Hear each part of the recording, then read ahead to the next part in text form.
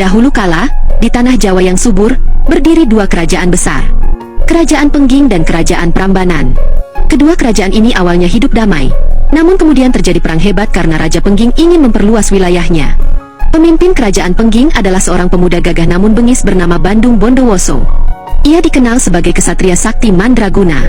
Dengan kekuatan sihirnya para jin tunduk kepadanya, Bandung Bondowoso pun menyerbu Kerajaan Prambanan. Raja Prambanan, yaitu Prabu Baka, terkenal sebagai raja perkasa. Namun dalam perang yang dahsyat itu, ia akhirnya gugur di tangan Bandung Bondowoso. Kerajaan Prambanan pun jatuh ke tangan Pengging.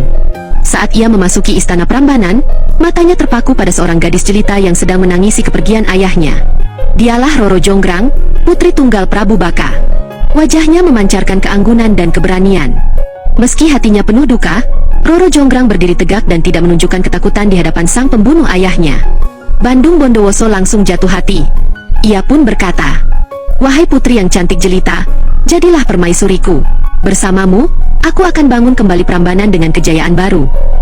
Namun Roro Jonggrang membalas dengan suara tegas, "Kau telah membunuh ayahku, menghancurkan negeriku. Mana mungkin aku bersedia menjadi istrimu?" Tapi Roro Jonggrang bukan hanya cantik, ia juga cerdas. Ia tahu Bandung Bondowoso sangat kuat, dan penolakan langsung hanya akan memperburuk nasib rakyatnya. Maka ia pun membuat siasat licik. "Baiklah, Tuan, aku akan bersedia menikah tapi dengan satu syarat. Buatkan saya 1000 candi hanya dalam satu malam." Bandung Bondowoso tersenyum. "Syaratmu berat, tapi bukan mustahil bagiku." Malam itu juga, Bandung Bondowoso memanggil para jin pelayannya. Dengan kekuatan sihir, ia memerintahkan mereka membangun candi dari batu. Satu demi satu, candi mulai berdiri. Dalam sekejap, 1000 candi itu hanya kurang satu saja. Roro Jonggrang yang menyaksikan dari kejauhan mulai cemas. Ia tidak menyangka Bandung Bondowoso bisa hampir menyelesaikannya. Ia pun segera menyusun rencana. Dengan bantuan dayang-dayangnya, Roro Jonggrang memerintahkan untuk membakar jerami di sebelah timur, menumbuk padi, dan membangunkan ayam jantan agar berkokok lebih awal. Suasana pagi dipalsukan. Para jin yang membantu Bandung Bondowoso mengira fajar telah menyingsing. Mereka ketakutan dan segera kembali ke alam gaib, karena mereka tidak boleh berada di dunia manusia saat matahari terbit. Bandung Bondowoso terkejut ketika pembangunan candi berhenti. Ia menyadari telah dikelabui. "Siapa yang berani mempermainkanku?" teriaknya marah.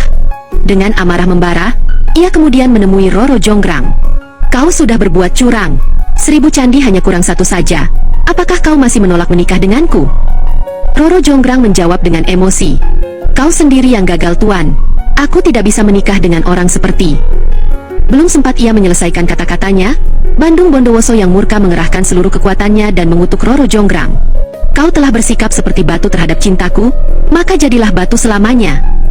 Sekejap kemudian, tubuh Roro Jonggrang membatu.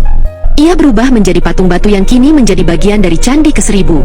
Dan sejak saat itu, rakyat percaya bahwa arca wanita anggun di kompleks Candi Prambanan adalah wujud dari Roro Jonggrang, putri cantik yang tubuhnya berubah menjadi patung karena cinta, dendam, dan kutukan. Hingga kini, legenda Roro Jonggrang menjadi cerita turun-temurun. Sebuah kisah tentang kesetiaan, pengorbanan, dan harga dari sebuah kebohongan. Pesan moral. Dari kisah Roro Jonggrang, kita belajar bahwa kejujuran, kesetiaan, dan ketulusan jauh lebih berharga daripada siasat dan paksaan. Janji bukan hanya kata-kata, tapi juga tanggung jawab. Dan cinta itu seharusnya menyatukan, bukan menghancurkan. Sekian. Jangan lupa like, subscribe, dan nyalakan lonceng agar tidak ketinggalan cerita rakyat Nusantara lainnya. Sampai jumpa di cerita berikutnya.